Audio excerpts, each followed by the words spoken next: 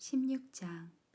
다윗이 감람산 마루턱을 조금 지났을 때 무비보셋의 하인인 시바가 2마리의 나귀에다 빵 200개, 건포도 100송이, 싱싱한 과일 100개, 그리고 포도주 한 가죽 부대를 싣고 뒤쫓아왔다. 그러자 왕이 시바에게 물었다. 이것이 웬일이냐? 나귀는 왕의 가족이 타고 빵과 과일은 왕과 함께한 백성이 먹고 포도주는 그들이 광야에서 지칠 때 마시라고 가져왔습니다. 무미보셋은 어디 있느냐? 예루살렘에 머물러 있습니다. 그는 이스라엘 사람들이 자기 할아버지의 나라를 자기에게 돌려줄 것이라고 생각하고 있습니다. 그렇다면 그에게 속한 것을 내가 모두 너에게 주겠다. 나는 왕의 종입니다. 아무쪼록 내가 왕 앞에서 은총을 입게 하소서. 다윗과 그의 일행이 바후림에 이르렀을 때 한 사람이 마을에서 나와 그들을 저주했는데 그는 사울의 집안 사람 중 하나인 게라의 아들 시므이라는 자였다.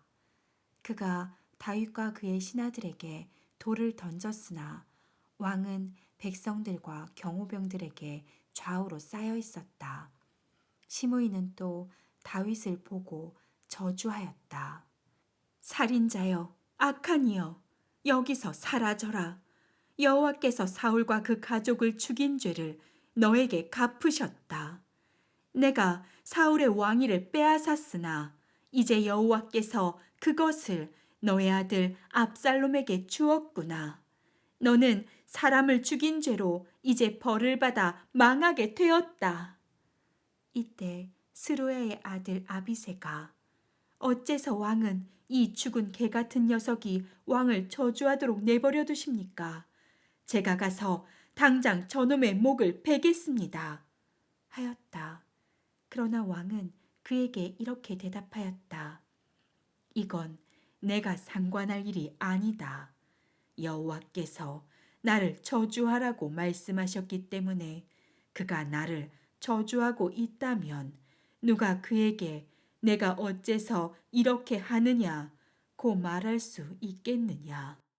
내 몸에서 난 아들도 나를 죽이려고 하는데 하물며 이 베냐민 사람이야 말할 게 있겠느냐. 여호와께서 저에게 그렇게 하라고 말씀하신 것이니 내버려 두어라. 어쩌면 여호와께서 내가 당하는 어려움을 보시고 오늘의 이 저주로 인해서 나를 축복해 주실지도 모른다. 그래서 다윗과 그를 따르는 사람들은 아무 말 없이 길을 갔으나 시므이는 비탈길로 계속 따라오면서 여전히 저주하고 돌을 던지며 티끌을 날렸다. 왕과 그와 함께한 모든 사람들이 요단에 이르렀을 때 그들은 몹시 지쳐서 그곳에 잠시 머물러 쉬었다. 한편 압살롬과 그의 추종자들은 예루살렘에 들어왔고 아히도멜은 압살롬과 함께 있었다.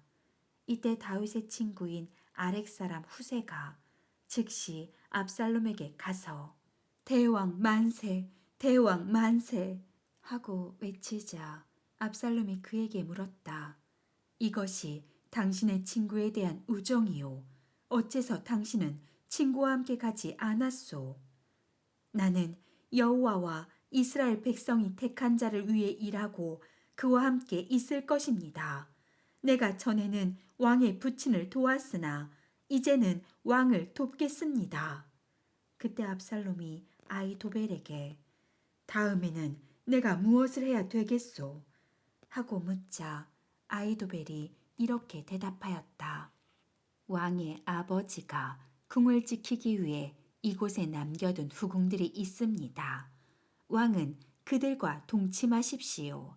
그러면 왕의 부친이 왕을 원수로 여기고 있다는 것을 모든 이스라엘 사람들이 다 알게 될 것이며 왕을 따르는 사람들은 크게 힘을 얻을 것입니다. 그래서 압살롬의 추종자들은 압살롬을 위해 궁전 옥상에 천막을 쳐놓았으며 압살롬은 모든 이스라엘 사람들이 보는 데서 자기 아버지의 후궁들과 동침하였다. 당시 아이도벨의 조언은 마치 하나님의 말씀과도 같아서 다윗은 물론 압살롬도 그의 모든 조언을 그대로 따랐다. 17장. 그 후에 아이도벨이 압살롬에게 말하였다. 나에게 병력 12,000명만 주십시오. 내가 오늘 밤 다윗을 추적하러 떠나겠습니다. 그가 지쳐서 피곤할 때 내가 그를 기습하면 그와 그 군대는 공포에 질려서 모두 도망할 것입니다. 그때 나는 다윗만 죽이고 그와 함께 있는 나머지 백성들은 모두 왕에게 돌아오도록 하겠습니다. 왕이 찾는 그 사람만 죽으면 다른 사람들은 자연히 돌아오게 되고 모든 백성은 평안할 것입니다. 이 말을 듣고 압살롬과 이스라엘의 모든 장로들은 다 좋게 생각하였다. 그러나 압살롬은 후세를 불러라. 그는 이 일을 어떻게 생각하는지 한번 물어보자 하였다. 후세가 도착했을 때 압살롬은 그에게 아이도벨의 조언을 설명하며 당신의 생각은 어떻소? 만일 아이도벨의 생각이 틀렸다면 당신의 의견을 한번 말해보시오 하였다. 그러자 후세는 이렇게 대답하였다. 이번에는 아이도벨이 잘못 생각한 것 같습니다. 왕도 잘 아시겠지만 왕의 부친과 그를 따르는 자들은 다 용감한 병사들입니다. 그들은 아마 새끼를 빼앗긴 곰처럼 대단히 화가 나 있을 것입니다. 그리고 왕의 부친은 전쟁 경험이 많은 사람이기 때문에 밤에는 병사들 가운데서 자지 않을 것입니다. 아마 그는 지금쯤 굴이나 다른 어떤 곳에 숨어 있을 것입니다. 그가 나와서 왕의 군대를 공격하여 그 중 몇을 쓰러뜨리면 왕의 병사들이 당황하여 왕의 군대가 패했다고 외칠 것입니다. 그렇게 되면 사자같이 용감한 병사도 무서워서 꼼짝없이 얼어붙고 말 것입니다. 왕의 부친이 전쟁 영웅이며 그의 병사들도 아주 용감하다는 것은 온 이스라엘 사람이 다 아는 일이기 때문입니다. 내 의견은 이렇습니다. 왕은 단에서 부엘세바까지 모든 이스라엘 사람을 모아 막강한 군대를 조직하십시오. 그리고 왕이 직접 그 군대를 지휘하는 것이 좋을 것 같습니다. 그러면 우리가 다윗이 있는 곳을 찾아 기습 공격하여 그와 그 군대를 한 사람도 남기지 않고 모조리 죽일 수 있을 것입니다. 그리고 만일 그가 어느 성으로 도망가면 모든 이스라엘 사람이 밧줄을 가져다가 그 성을 가까운 골짜기로 끌어내려 돌 하나 남기지 않고 그것을 무너뜨릴 수 있을 것입니다. 그러자 압살롬과 모든 이스라엘 사람들은 후세의 조언이 아이도벨의 조언보다 낫다고 하였다.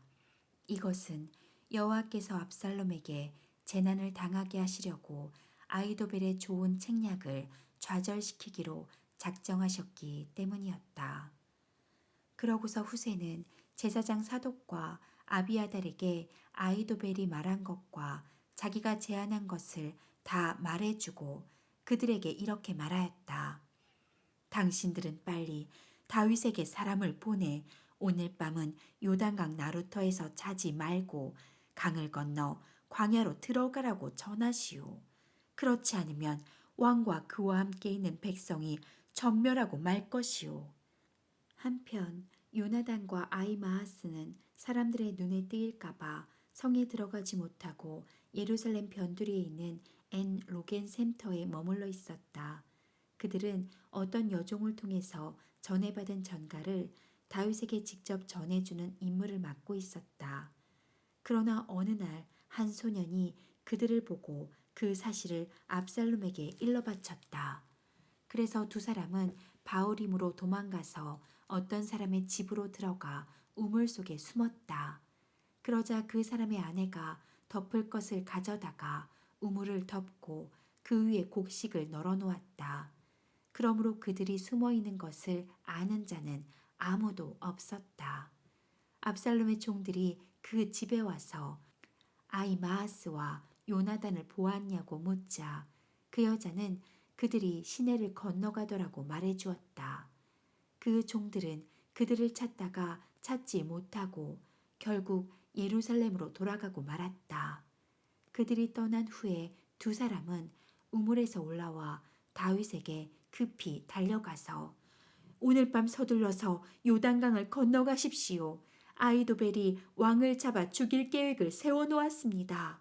하고 일러주었다.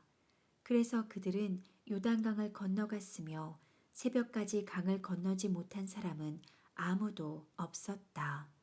한편 아이도벨은 자기 제안이 좌절된 것을 보고 나귀의 안장을 지워 고향으로 돌아가 집을 정리하고 목매달아 자살하였다. 그래서 그는 자기 아버지의 묘실에 장사되었다. 다윗은 곧 마하나임에 도착하였고 압살롬은 이스라엘의 전 군대를 이끌고 요단강을 건넜다. 압살롬은 요압 대신 아마사를 이스라엘군 총사령관으로 임명했는데 그의 아버지는 이스마엘 사람 이드라였고 그의 어머니는 나하스의 딸이며 요압의 어머니인 스루야의 동생 아비가일이었다. 압살롬과 그의 군대는 길르앗 땅에 진쳤다. 다윗이 마하나임에 도착했을 때 암몬의 라빠성에 사는 나하스의 아들 소비와 로데발 사람 암미엘의 아들인 마길과 로글림에 사는 길르앗 사람 바실레가 침구와 취사 도구, 밀, 보리, 밀가루, 볶은 곡식, 콩, 팥, 꿀, 버터, 양, 치즈를 가져와 다윗과 그와 함께한 백성에게 주었다. 그들은 다윗과 그 일행이 광야를 걸어오는 동안 몹시 지치고 피곤하며 목마르고 배고플 것이라고 생각했던 것이다.